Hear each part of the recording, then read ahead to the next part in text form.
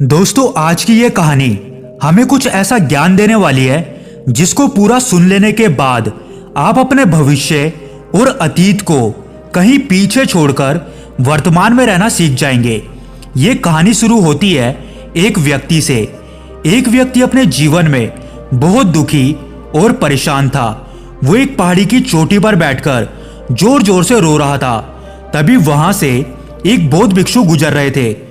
उस व्यक्ति को रोता हुआ देखकर वो बौद्ध भिक्षु उसके पास गए और उससे बोले कि क्या तुम इस पहाड़ी से नीचे कूदकर अपनी जान देने की सोच रहे हो?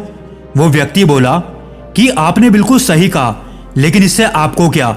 यह मेरा जीवन है, मैं इसके साथ जो चाहे वो कर सकता हूं।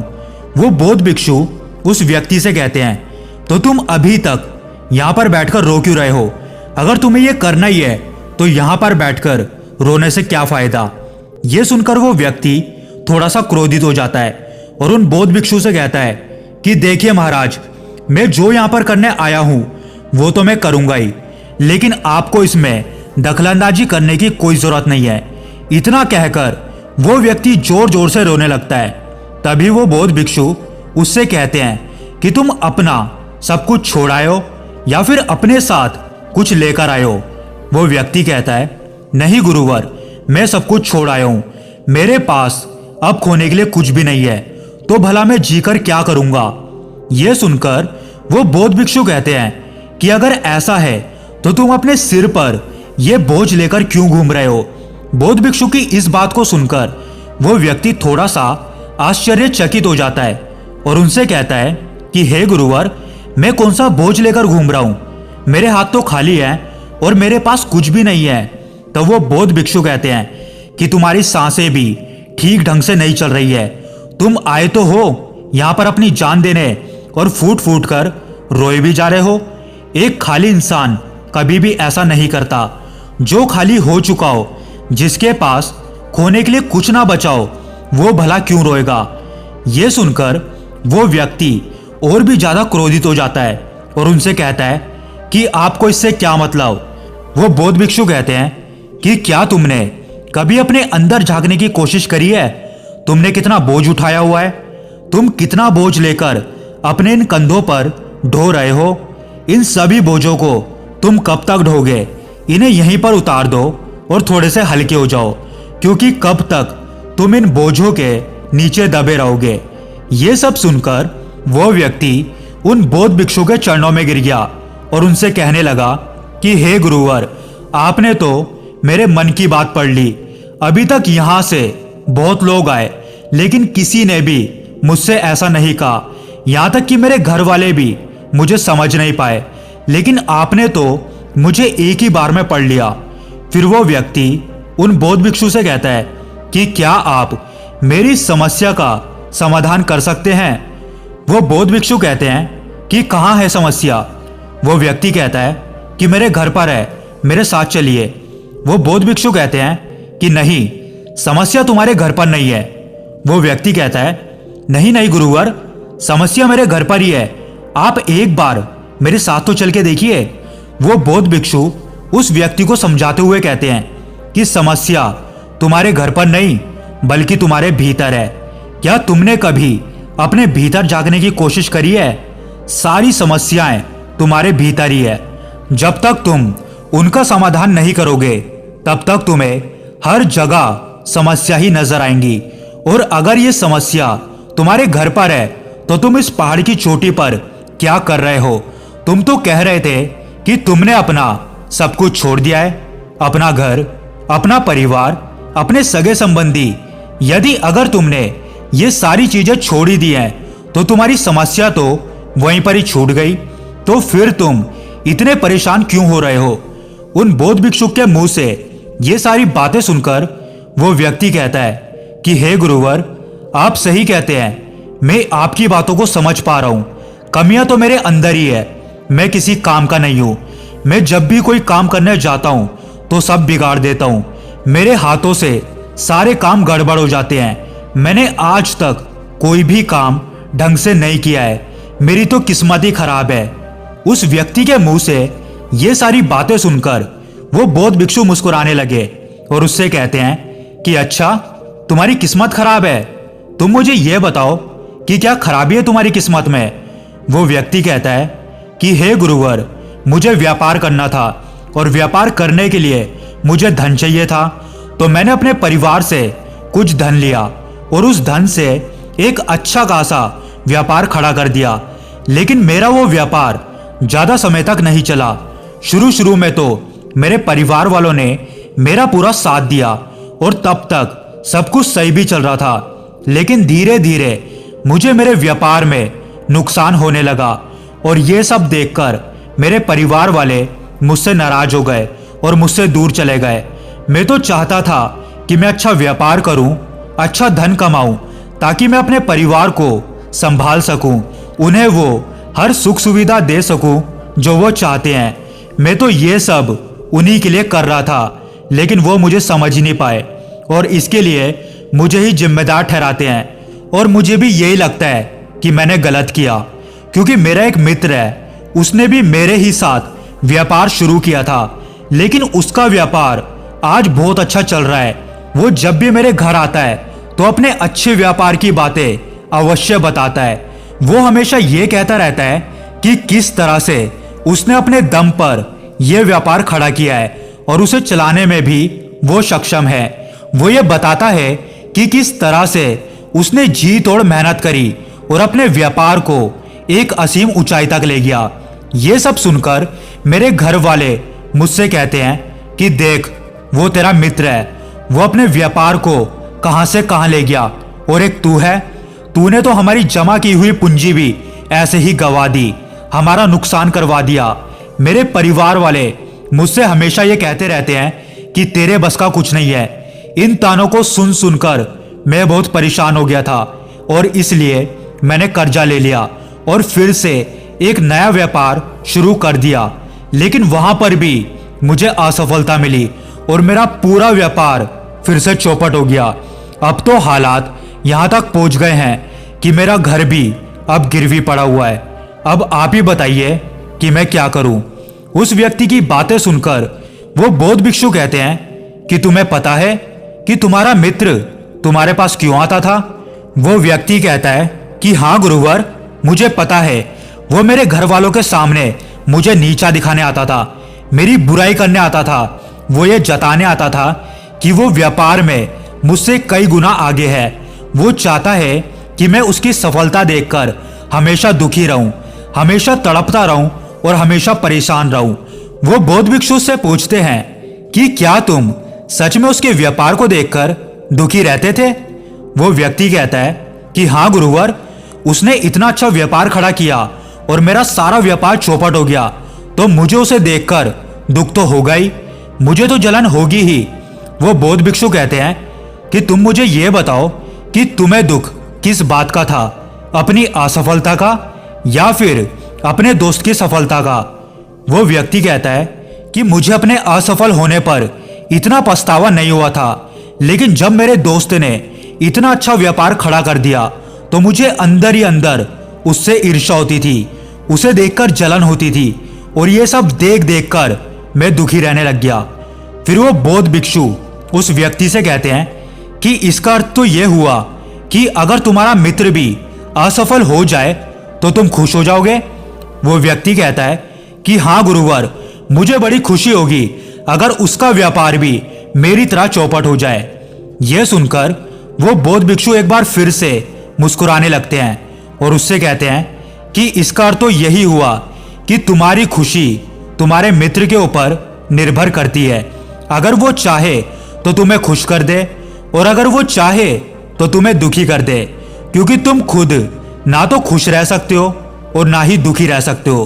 तुम तो अपने मित्र के गुलाम बनकर रह चुके हो और अगर यही बात है तो तुम्हारी समस्या का कोई समाधान नहीं है, क्योंकि तुम्हारी खुशियां, तुम्हारे सुख दुख किसी और पर निर्भर करते हैं। तुम्हारे कर्मों से तो तुम्हारा कुछ हुआ नहीं, ना तो तुम अपने कर्मों से खुश हो सके और ना ही दुखी, इसलिए तुम्हारी समस्या का मैं कोई समाधान नहीं कर सकता। तभी वो व्यक्ति उन बौद्ध भिक्षु से कहता है कि ऐसा मत कहिए गुरुवर, मुझे आपसे बहुत आशा है, क्योंकि आप ही वो इंसान है जिसने मेरे अंदर की तकलीफों को पढ़ा है, उसे जाना है, उसे समझा है। मैं आपसे विनती करता हूं कि मेरी समस्या का मुझे समाधान बताइए। वो बौद्ध भिक्षु से कहते हैं कि जब हम अपनी आशा किसी और से बांध लेते हैं तो हम उस पर निर्भर हो जाते हैं। अगर मैं तुम्हें कोई रास्ता ना बताऊं, कोई समाधान ना बताऊं, तो तुम तो इसी तरह से दुखी रहोगे, रोते रहोगे, बिलखते रहोगे। लेकिन अगर मैं तुम्हें कोई रास्ता बता दूं, तुम्हें कोई समाधान बता ही दूं, तो हो सकता है कि तुम्हें कुछ मिल जाए। लेकिन एक बात याद रखना कि तुम्हारा जो मित्र तुम्हारे घर आता है तुम्हें यह बताने के लिए कि कैसे उसने अपने व्यापार में इतनी वृद्धि करी, कैसे उसने उसे ऊंचाइयों तक पहुंचाया जो तुम्हें जलाने आता है, लेकिन वो बात तो सच ही कह रहा है कि किस तरह से उसने अपने जीवन में संघर्ष किया और आज उस मुकाम तक पहुंचा है। उसने तो अपने अनुभव को तुम्हारे साथ बांटा है। अब तुम चाहो तो उस अनुभव का इस्तेमाल कर लो या फिर उस अनुभव को ऐसे ही जाने दो और अपने मित्र से ईर्ष्या करते रहो। समझदारी तो इसी में है कि जब वो तुम्हें अपने अनुभव के बारे में बता रहा है तो तुम अपनी बुद्धि का इस्तेमाल करो और उसके अनुभव के ज्ञान का इस्तेमाल करो।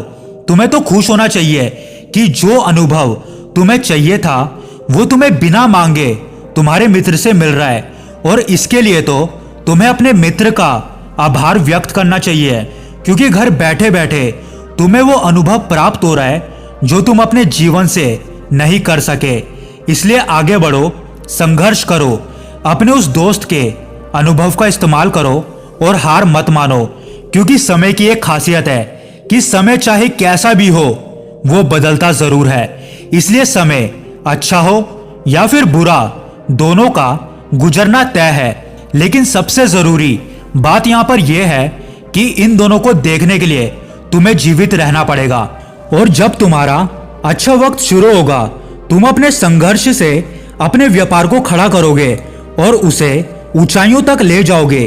तब तुम्हारे वो ही मित्र अपनी सफलता की नहीं बल्कि अपनी असफलता की गाथाएं गाएंगे, ताकि तुम उन्हीं की तरह कोई गलत निर्णय लो और बर्बाद हो जाओ।